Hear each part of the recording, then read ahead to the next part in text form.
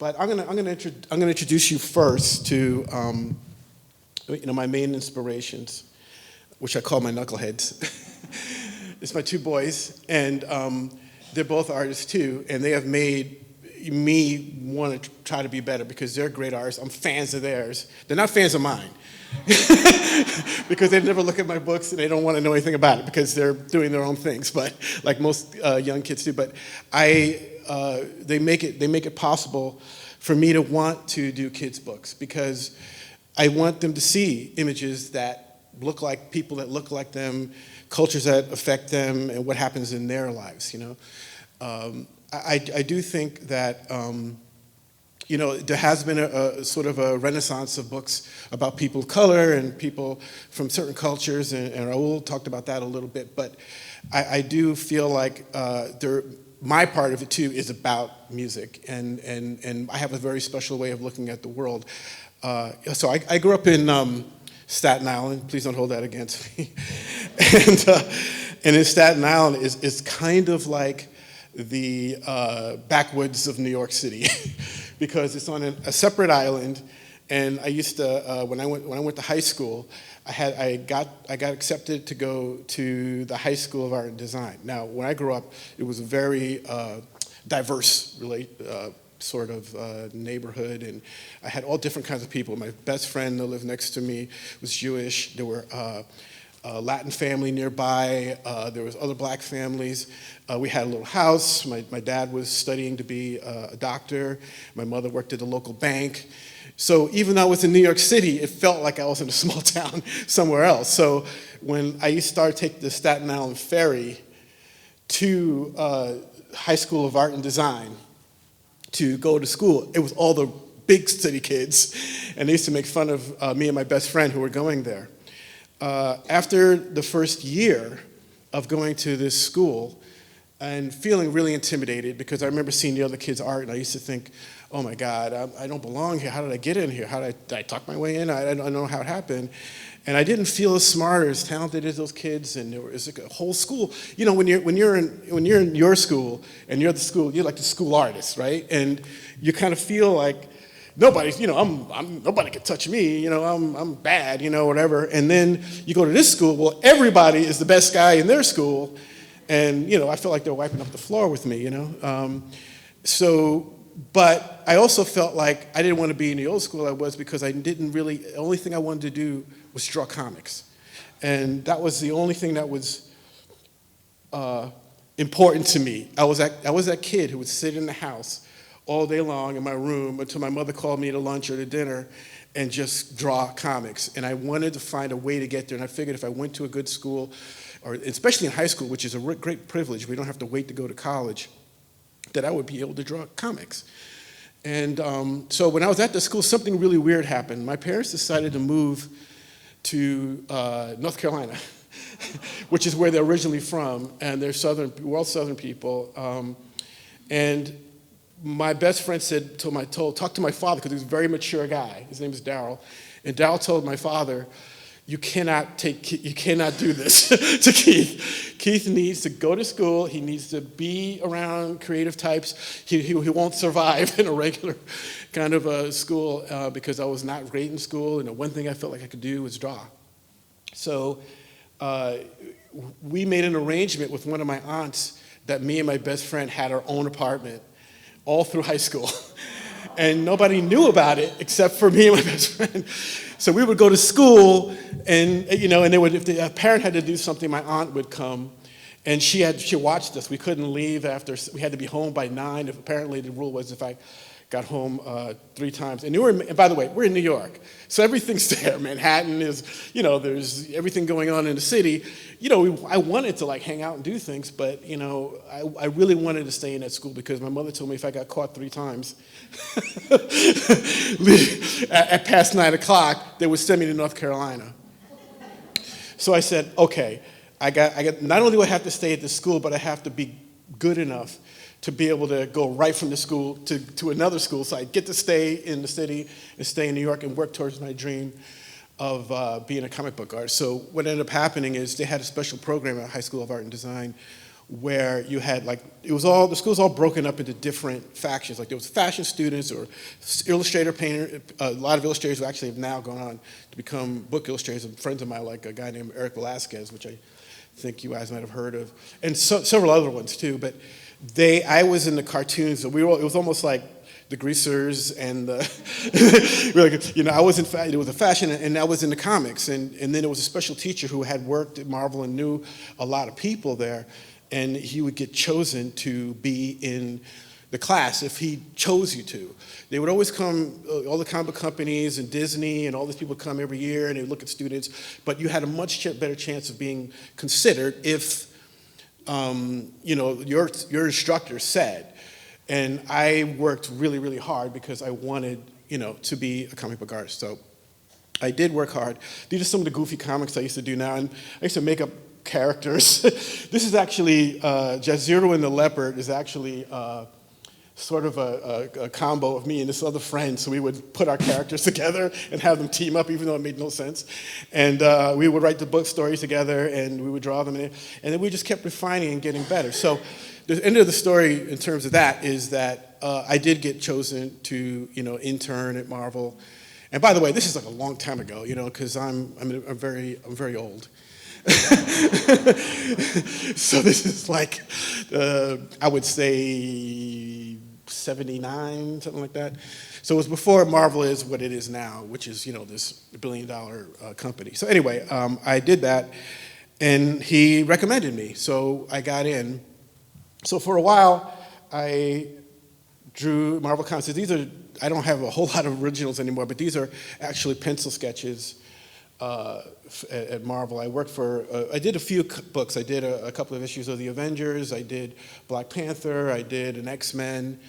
But I found it very difficult because the deadlines were like really crazy. Like you had to come up with 22 pages in a month of very detailed drawings, and the way that the Marvel way at that time was that they would come to you and you would speak to a writer for like 15, 20 minutes, and then you have to draw the entire comic book. And then they would come back in and put dialogue and make minor changes. And I spent so much time just sitting in my room drawing. I remember getting on the phone with other people at 3 o'clock in the morning. Where are you? I'm on page 8. What are you on page 4? And I was very young, so I was like, this is too much. I loved reading them, but I didn't know it was this hard to draw them. But I was learning, minor skills. I was learning, about storytelling and things like that. So I did it for a while. These are a couple of covers I did. And the other thing about it that didn't sit with me as well as just working really hard, because I'm generally a very lazy person, is that even then, there were characters that were not mine. There were characters that were, like Raul mentioned that, he did something for like a SpongeBob or something comic. And I kind of felt like this is not me. I love these characters, but they're not my characters, and they can't. They can only do certain things. You can't change certain things. A lot of different artists did this stuff, and I just felt like I was a big cog in a massive machine, and didn't feel any individualism. So I kind of fell out of love with the idea of drawing comics. So one of the first things I tried to do was I said, well, there was this burgeoning independent comic book kind of thing going on in the country at that time, and people like Robert Crumb had been doing it for many years. But then Love and Rockets was a comic I really love, and the idea of doing comics that aren't necessarily about like superheroes, and they could just be normal people having situations, and I like that idea. And so I started working towards that goal.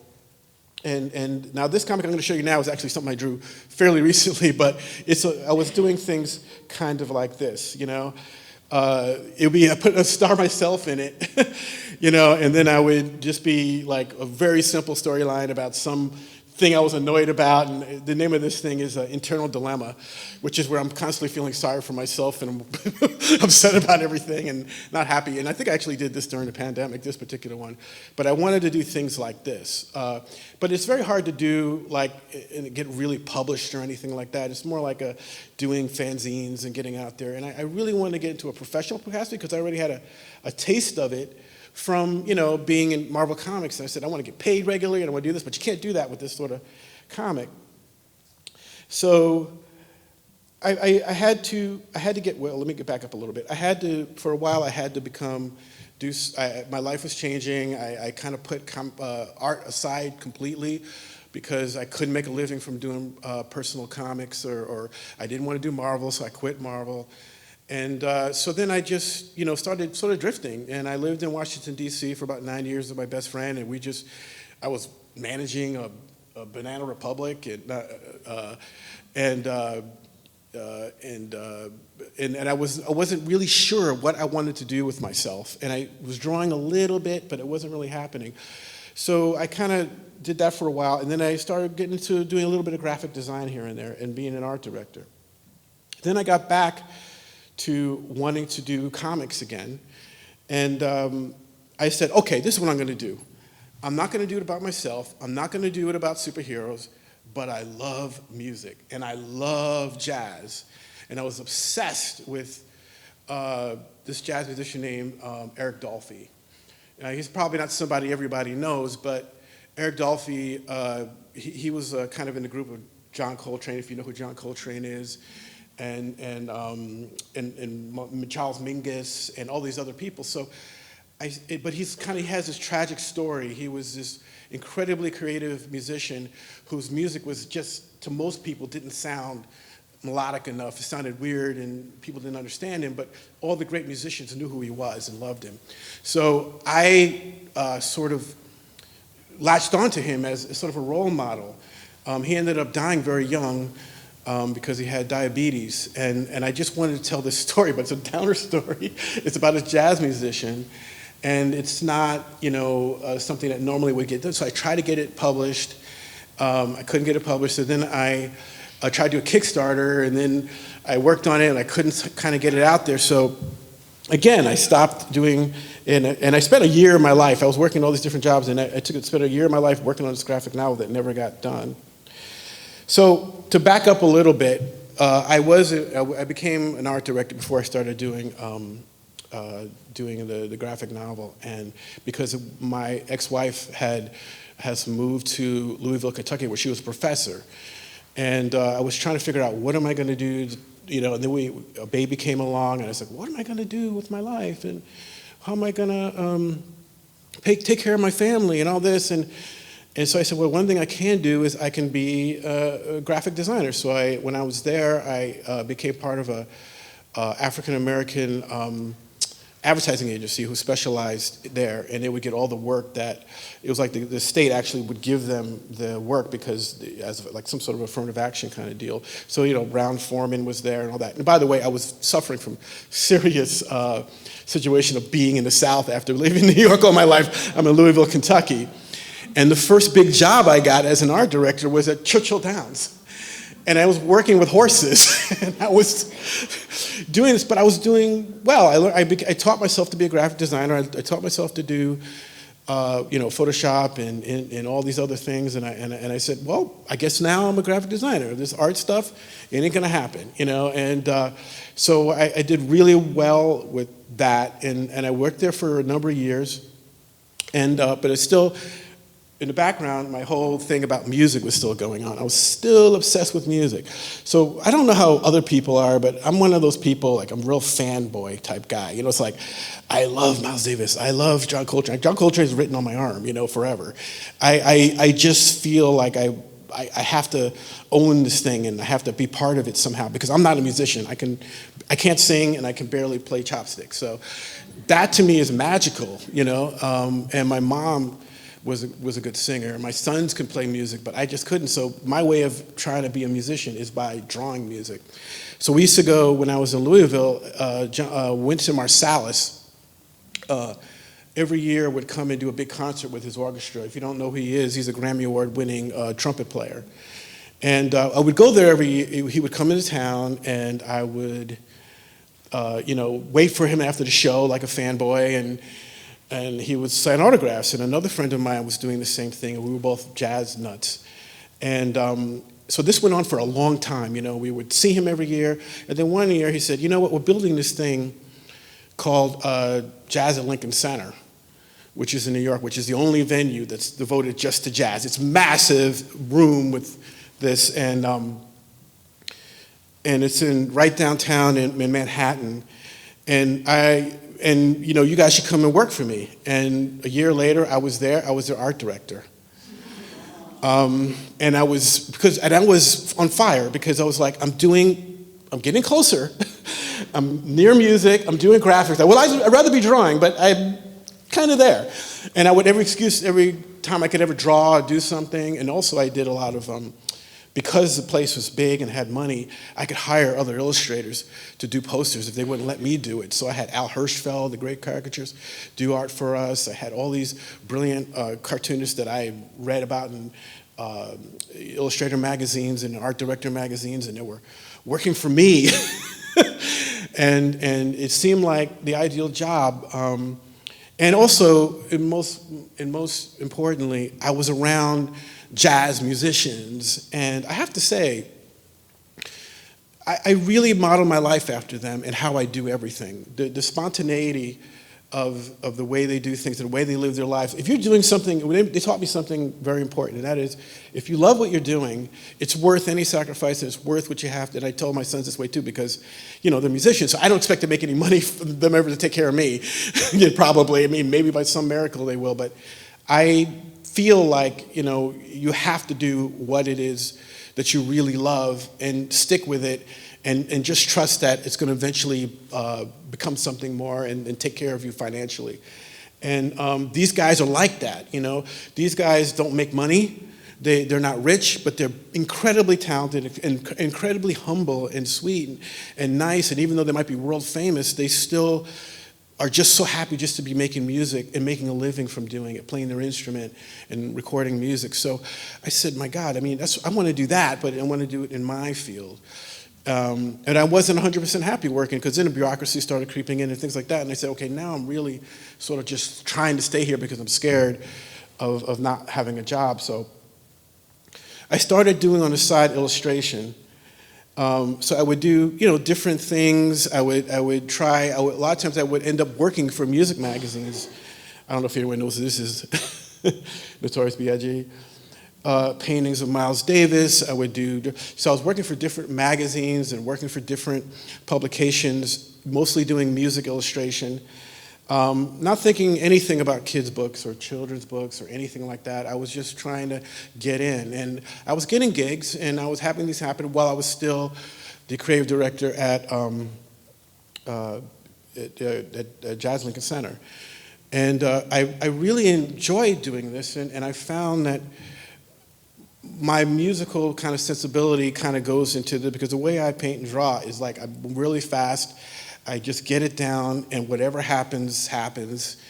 And I don't, I like things to be kind of loose and have the feeling almost like of a jazz solo when a guy just goes off and does it. And if you know a little bit about jazz, or any solo really, rock and roll or anything else, what happens with a solo in jazz is that you play, and then the music kind of like, you're trying to make a logical statement that's going to complement the main melody and the main part of the song, but it's got to also enhance the song and make it better. So when I draw, I'm always thinking, I don't want to just do just what's conventional, but also something more that's not expected, So it's not just dry, and doesn't mean anything. So I was getting work here and there. I had by this time I had a little website. I was trying to get it out there, but I wasn't getting that many bites yet, and nothing was really happening the way I wanted to.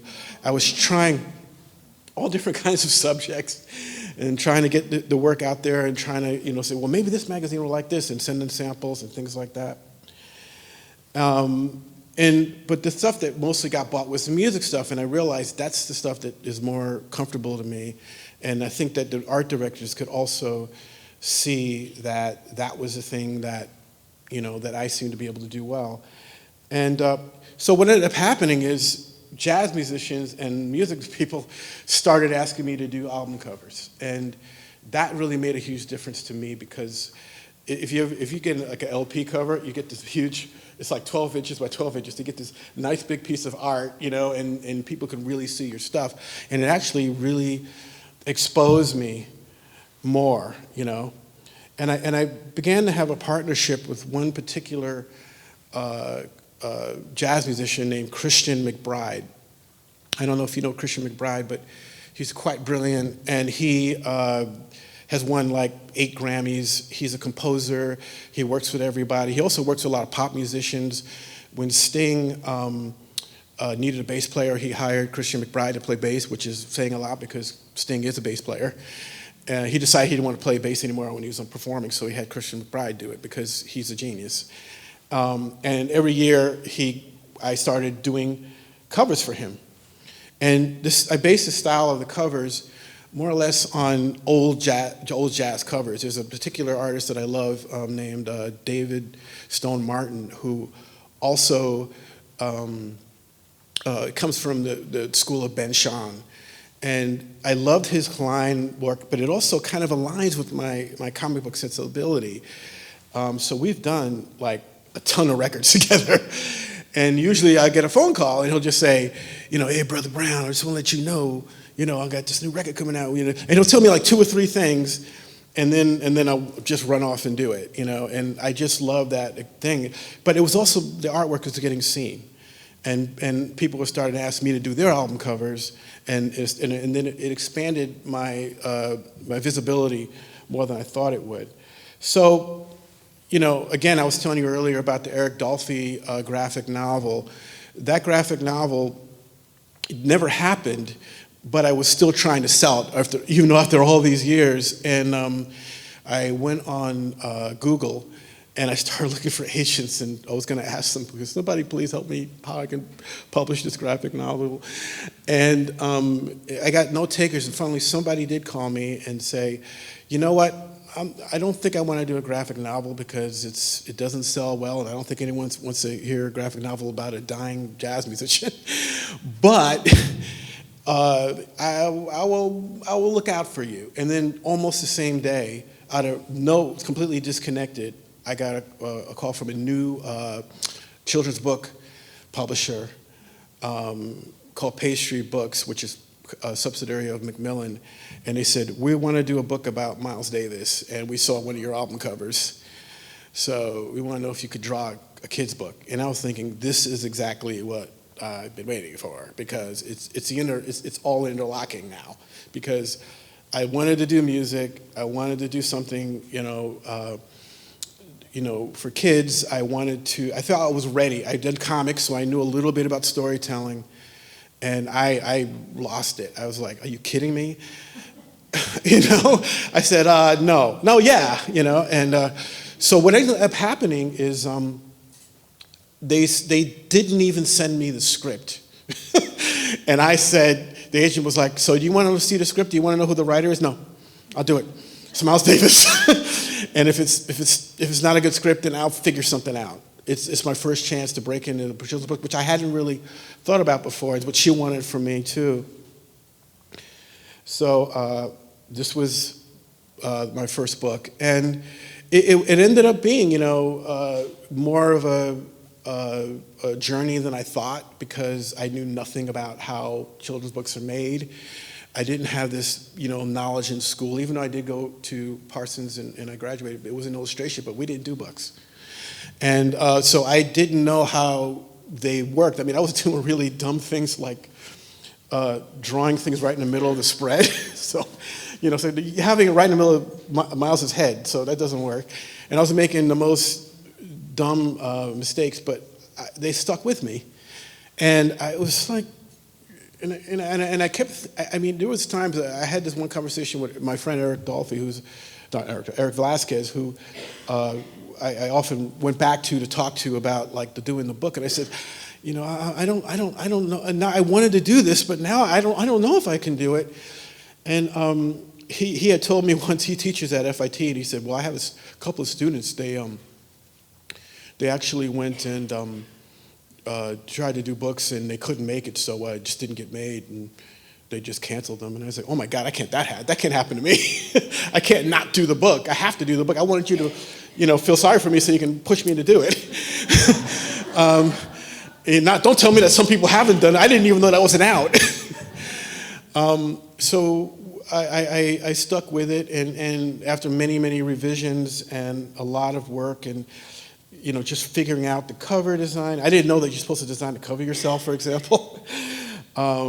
It finally started to come together, and I still, kind of weirdly felt like a fraud, because I felt like everybody else seemed to know what they were doing, and I didn't know what I was doing, And I think it's just one of those things that you may have.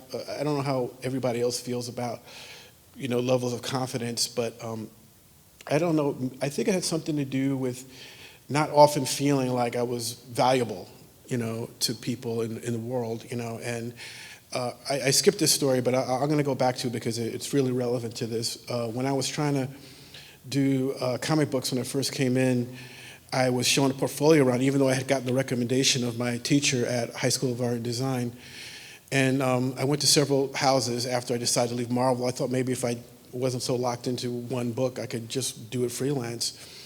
And I won't tell you which comic book company it was. And this was probably like 1982 or something like that. I brought my work in, and the guy looked at me, and he looked at the work, and he said, these are good, but we just hired a color artist, so we won't need another one, so we're fine. And that kind of a thing kind of made me feel like somehow I didn't belong in this whole world. Like, it was like it wasn't a job for somebody like me. But then it also gave me the strength to prove the guy wrong.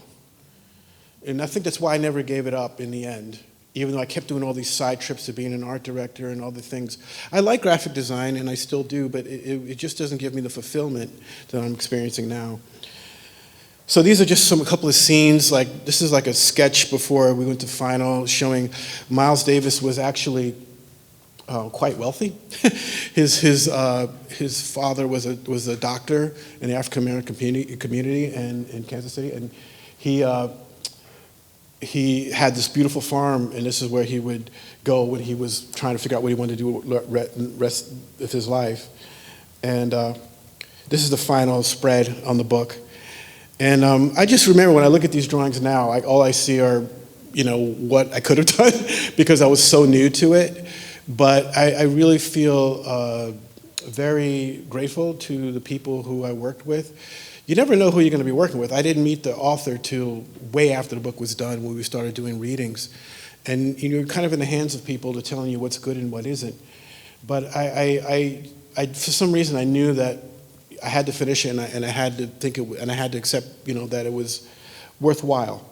And this is my friend Bruce. When we first started going around trying to push the book, it's like a mid-grade book, so it was kind of difficult sometimes to get kids interested in the story about this Miles Davis, who they'd never heard of. So we used to try to go, and the kids would never pay attention and wouldn't listen to us, the author and I. So I knew a lot of jazz musicians, so I hired this guy named Bruce Harris to come with me and perform the jazz music, and then we started getting more asked to go to schools and to go to libraries. Well, he did it, so it felt even more full circle because the music was actually helping me with my work. This is a book that I did a couple of years ago. I mean, about 2 years ago it came out. It was published by the American Psychological Association, and it's very apropos, as you might see from the title, and it was something that I at first didn't want to do because I didn't want to get into something so dark and had nothing to do, obviously about music. But this is where I was talking earlier about having a kind of an activist bent. I wanted to do something that was saying something, to my community, even though I've never experienced, shootings and things like that in my life, but I know people's families who did.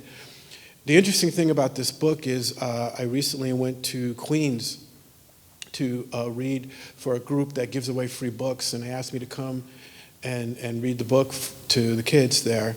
And they chose the book, not any of my other books, and it was kind of an interesting situation because the day before were the Texas shootings. And I went into the, and I was telling my partner, I said, I cannot believe this is happening. I mean, I really have to go in there after, everybody was really sad, and there were mostly black kids, that it's happened to. And so I showed up there in Queens, and I just sort of broke the ice, and we got to talk about, what shootings were like.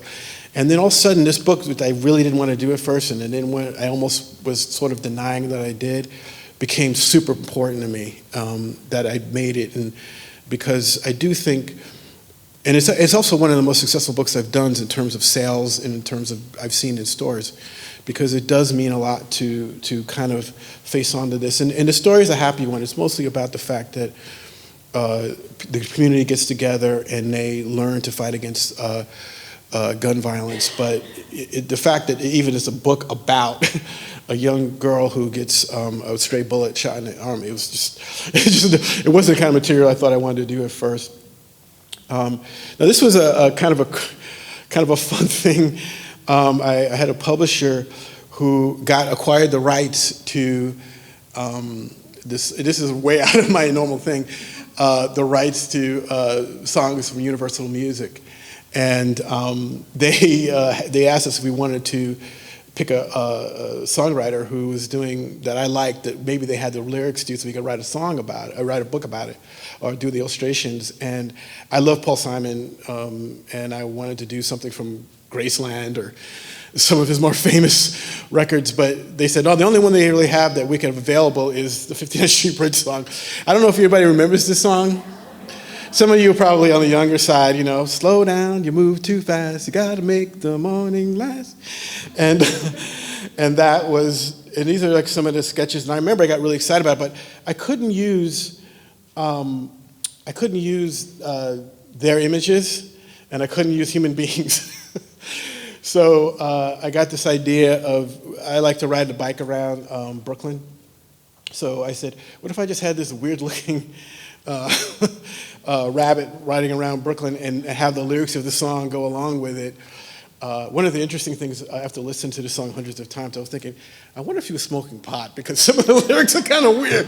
He's saying things like, like, hello lamppost, what you know? But I wasn't smoking pot while I was drawing it.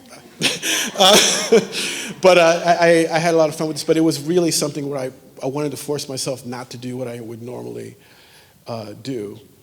And yeah, these are just some of the sketches. I was really interested looking at some of the other presenters when they talked about what they were doing and how they kind of did their thumbnails and everything like that. And again, this was all kind of like a new thing to me, and I would think that I would just do what I did at Marvel, which was they would tell me the story and I would just sit down and draw the whole book.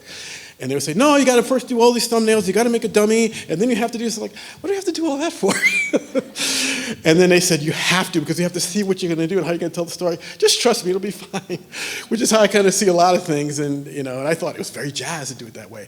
Not if you're working with publishers spending thousands of dollars for your book to come out, so that didn't work. So that's the example of like taking something from here to there.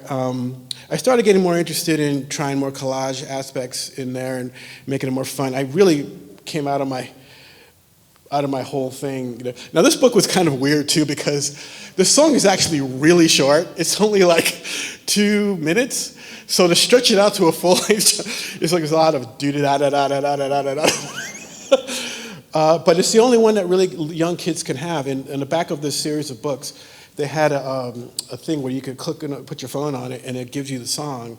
So I could go there and have the kids sing the song with me, and that was a really fun thing to do. So this book here is a book that has not come out yet. It's going to be coming out next year. And this kind of goes back to my connection to my sons and music and everything else. When I was a young dad, I was not one of those dads or one of those men who was like, I can't wait to get married and have a kid. I was way too self-absorbed. I was just trying to find myself. And I'm going to be really honest. I'm going to tell you something really honest right now. I didn't like kids that much. They're noisy and they're wet, and and they smell bad. So I was not a do it, you don't really want a kid. And my ex-wife and I, we just kept talking about it, and she says, I really think we should have a child, And I said, okay, and I have no idea how I'm going to be. Because, my own father was a great man, but he was working all the time. He was studying to be a doctor. And I really admire him and love him, but he just wasn't around. And not for the reason sometimes it happens, especially in an African-American family, but because he was working. And he eventually became a doctor later in life. And he taught me a lot of life lessons, but we spent very little time together. As a matter of fact, part of the reason why I named my first son Satchel is because the few times that we ever connected was through baseball. And he would always say, there's this player named Satchel Paige.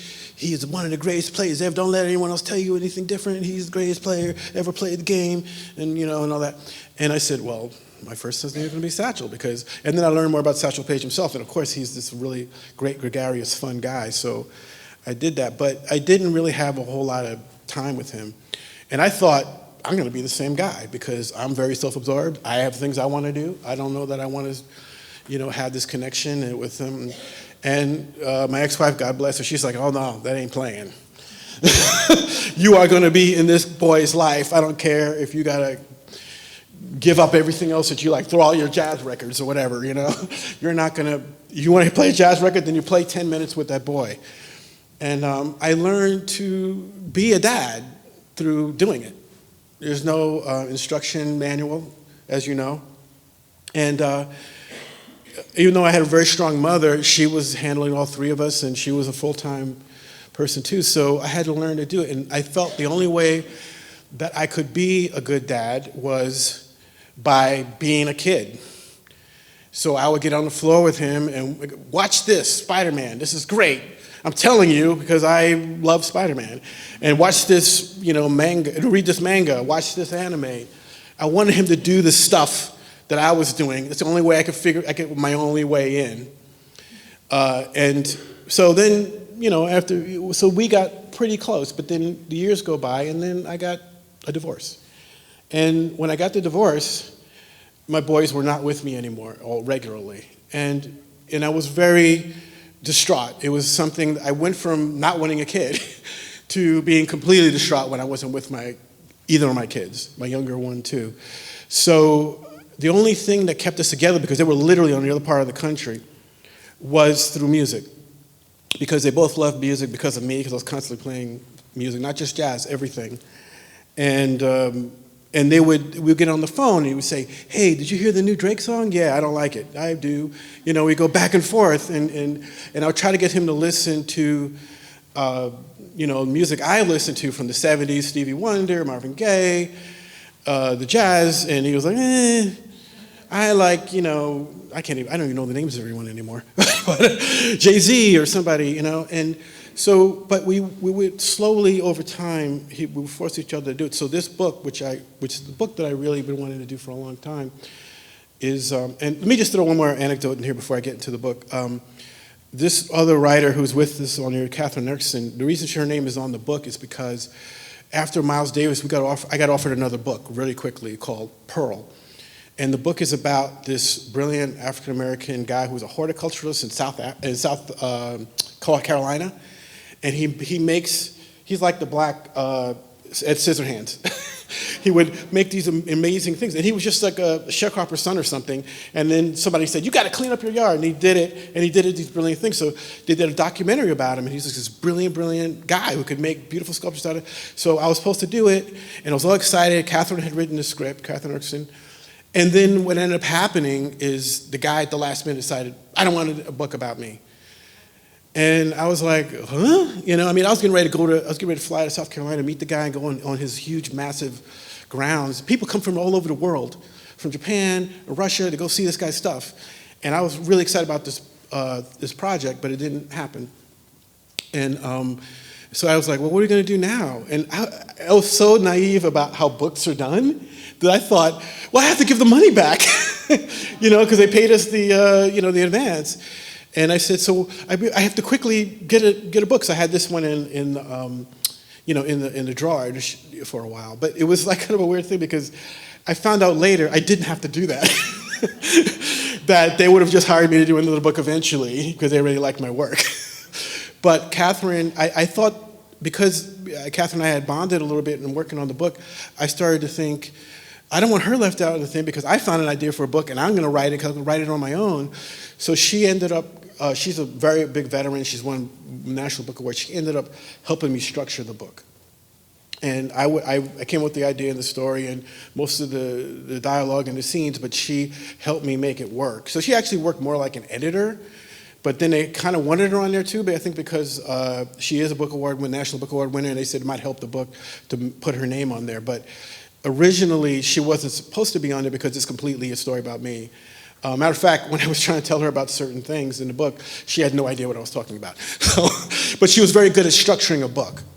So what ended up happening is we tried to collaborate on the book, and the book is about a father and a son connecting through two different types of music, and also staying together through divorce.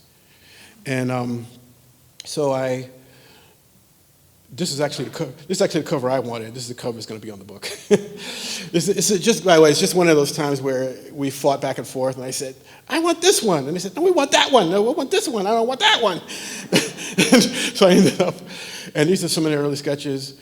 And, you know, I kind of cast a version of myself as the DJ who's like, yeah, but they, blah, blah, blah. I'll tell you, I'll read a little bit of it. My dad is a DJ, and he's always picks the best music, tunes jiving, beats jiving, high five. Before Dad moved out last year, I'd wait up for him after gigs, and we'd eat Rocky Road ice cream, share earbuds, listen to Earth, Wind, and Fire, his whispers so we didn't wake him. After school, he'd shoot baskets with me and my friends. I don't mind his dad jokes because everyone knows he's cool. He's a DJ daddy. I'm going to skip a page or two and jump to something. The end of the school party is almost here, so Dad gets his old tunes and ready to DJ like he always does. You could play covers or remix if you want. He goes, change the classics? Nah, they're perfect. So the dad wants to stick to the way things were in his thing, and the son wants to do more with the book.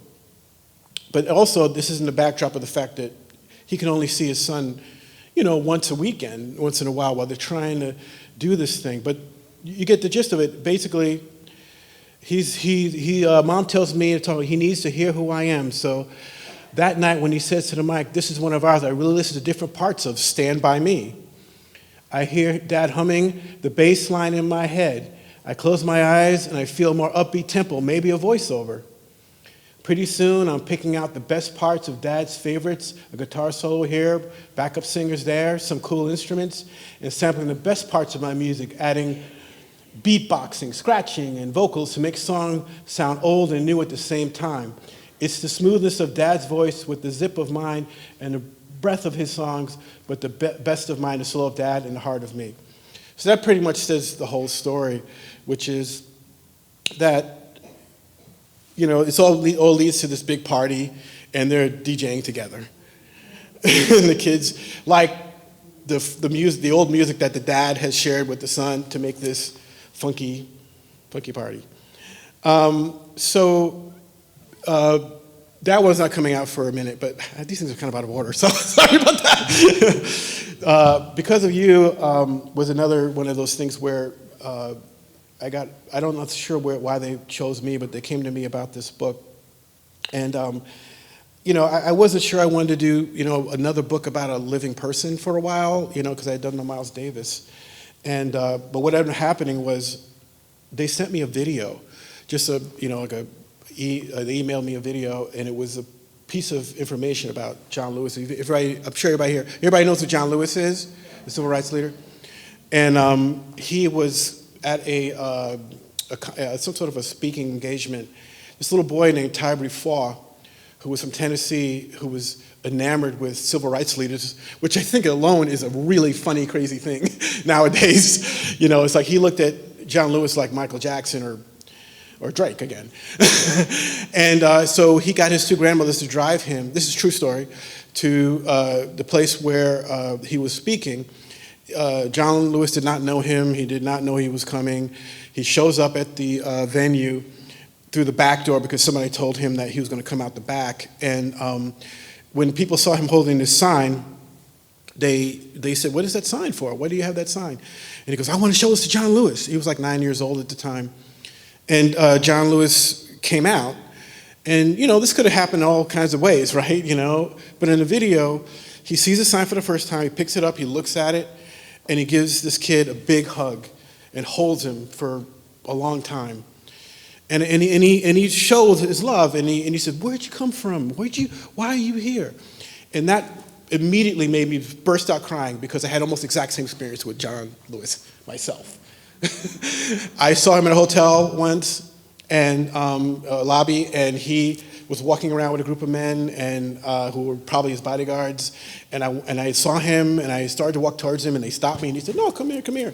And I went over to him, and I said, oh, my parents love you. I remember you. I've seen, I was like going on. I know who you are. I know.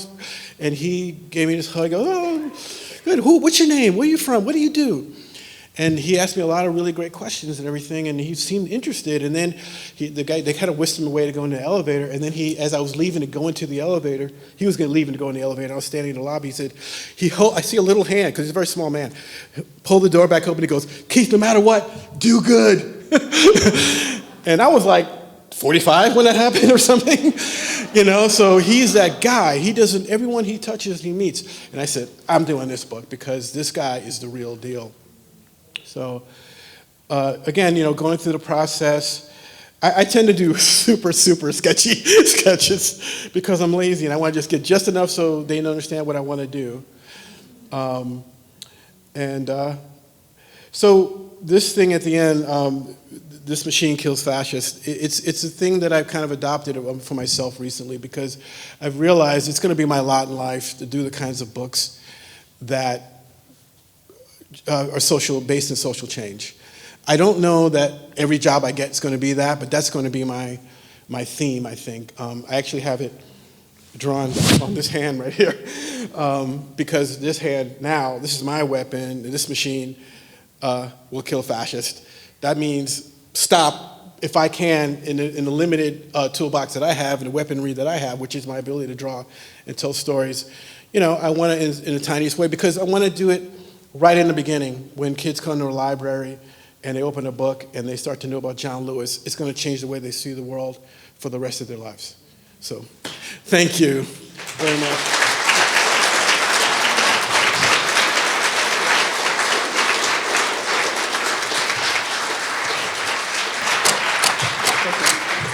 Questions?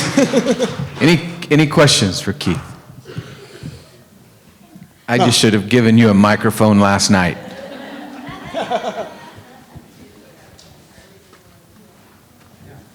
And that's okay. Thank you, Ben. All right, I have two questions, if that's okay. Sure. First, about comics. I guess they're both about comics, but who are your main comic book influences? Artists, inkers, writers.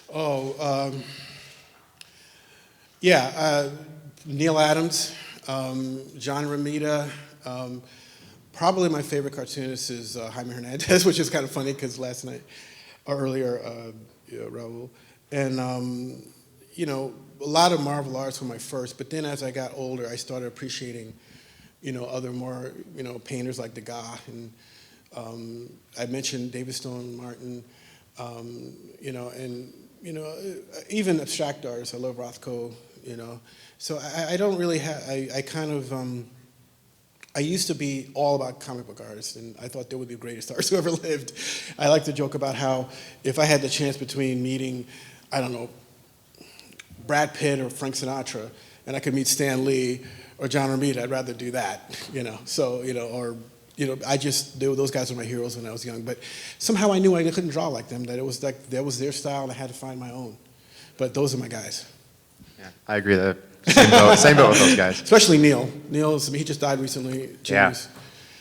Yeah. But then my other question, I kind of noticed the parallel with your story going to the High School of Art and Design, and same story kind of with Dennis Cohen, who went on to create characters like Static. Yeah, he went to high school with me. Yeah, I was gonna say if you knew him at all, and then yeah, I know Dennis. Yeah, that's awesome. And I was wondering because he was scouted by Rich Buckler, who was a teacher there, I think. Yeah, it wasn't Rich that scouted me, but Rich is no joke. Yeah. I think he passed away too, but genius artist. I really was locked into the whole superhero Marvel thing for a while until I realized that I didn't want to work that hard. So God bless the Dennis Cowens of the world. Oh, cool. That answered it. Thank you. I was curious about Sure, that. man. Any other questions? Yes, Mary. Oh, I don't need that, but thanks. You said that you now see your purpose as one of activism. So in terms of pursuing that, where do you see your art fitting in with that? Do you have another children's book in mind? Yeah, Do I you do. consider writing as well? I'm going to write more, but it's kind of a weird, something very strange happened. When my agency, Painted Words, started promoting me, for some reason, I don't know why they used this word, but they used in one of the illustration websites to like try to get people to see you, where people go to look for illustrators. I can't remember which one it is. They actually referred to me as an illustration journalist.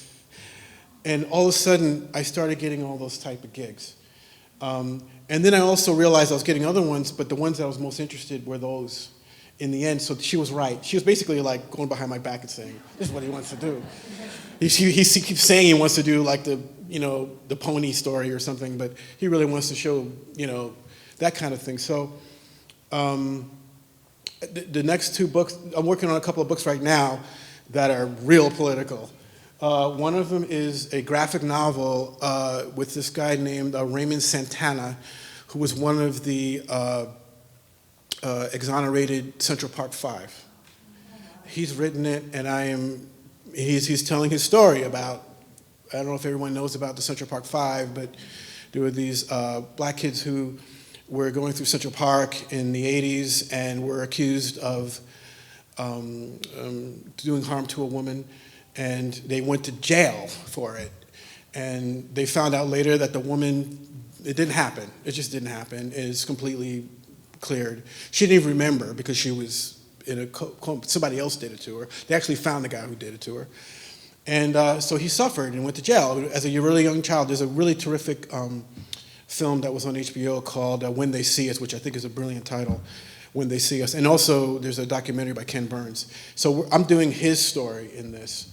But one that I'm even more excited about, which is just more of a straight kids book, which I'm also was signed to do, and I'm going to be doing in the next year, is a book called Letters from Malcolm, and Malcolm being Malcolm X. But it's really about this Japanese activist who had been in the internment camps, who struck up a friendship with Malcolm X, of all people.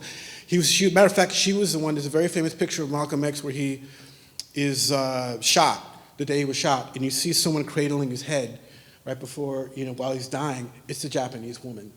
They had been friends for many years, writing letters to each other and sending postcards over the years. And and this book is written by a Japanese-American woman. I'm sorry, I can't remember her name at the moment, but it's the story, it's about their friendship. And I really want to do that one because I don't see many books about the cross-racial. Like, there are black books, there are Mexican books, there are white books, but there are books where a Japanese and a black man have a friendship against activism, her thing being about the horrible internment camps during World War II, and his about, the general racism in America. So I'm really excited about that one. It's not like a punch in the mouth book, like racism is bad. It's very tender and beautifully written and soft and sweet. It's not about, let's just go blame somebody or get angry at someone. It's different. That's the kind of activism I'm interested in, which is why kid books are so meaningful to me, because it's a subtle, sweet message. It doesn't have to be, an angry message. And another book I'm doing, which is not really activist, I got 3 books going on right now simultaneously, and it's one called Grandma's Yellow Dress, and it's about all these different young people who have grandmas and about their relationships with and they're all different races and cultures. So I didn't pick these books; these were all brought to me. But if they gave me something else that wasn't civil rights or activist related, I may not take it, because right now I have my pick of those kinds of books.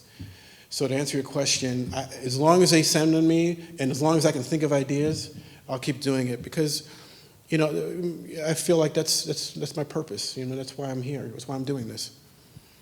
Hi. I just have a question about fiction versus nonfiction for activism. And it seems like, well, I don't know, is the Grandma's Yellow Dress a fiction or nonfiction? It's based on the writer's relationship with her grandmother, but then the other kids, I think, are like, to try to get the kids who read the book to feel like, they're part of it. So I think they're fictionalized. But I think the main grandma is the yellow dress.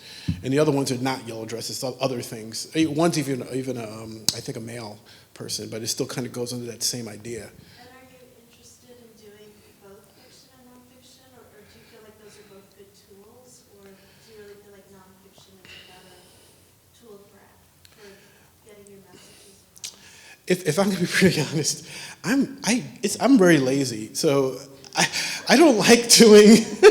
I love saying that, by the way, because I don't. Whenever I do real people, I got to make it look like them on every page. So I got to draw, if I got to draw Ty Bruffaut, if I got to draw John Lewis, if I got to draw Miles Davis, it's got to be consistently a likeness of that person. That's not, anyone will tell you, that's not fun or easy. And probably the biggest fights I ever have with people that publishers or editors, it's like, it's not consistent. Miles doesn't look like Miles as much as he does on page 3. Please redo that. And I struggle with that. So I would love a break from trying to make them look like real people. Although I'm getting ready to dive right back into it. So.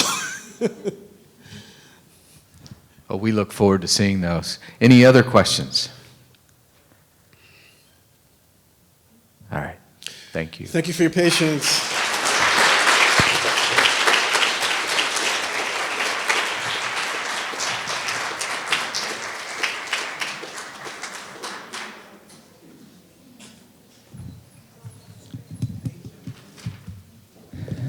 So Keith, we thank you for your passion to learn and to not give up on what you love to do. And I think that was just so well shared this afternoon, and we thank you.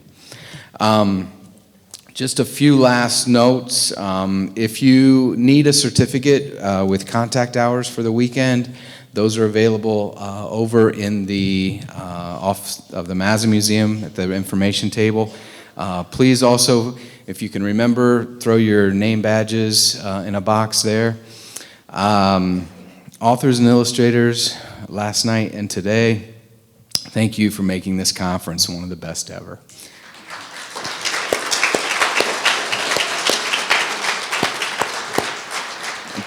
Truly, your knowledge, your expertise, and the work that you share with us through your books keep us coming back year after year, and we thank you for that.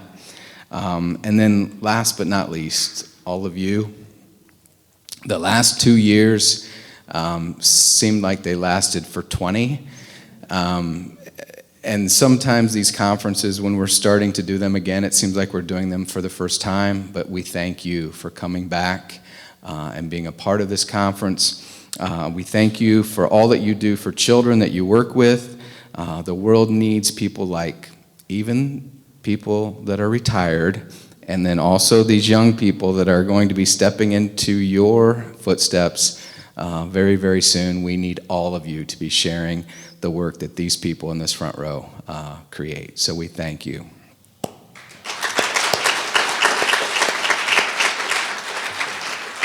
We also, in that video last night, it was shared over and over again how the Mazza Museum is referred to as a place where if you're a book author or illustrator, you're treated like no other place on earth. And it's all of you sitting in here that help these people in the front row to feel that way, and I thank you again. So all the best to you. May your holidays be bright. I'm sorry that someone pushed the button for it to start today, but we just thank you again and look forward to seeing you very, very soon. Take care.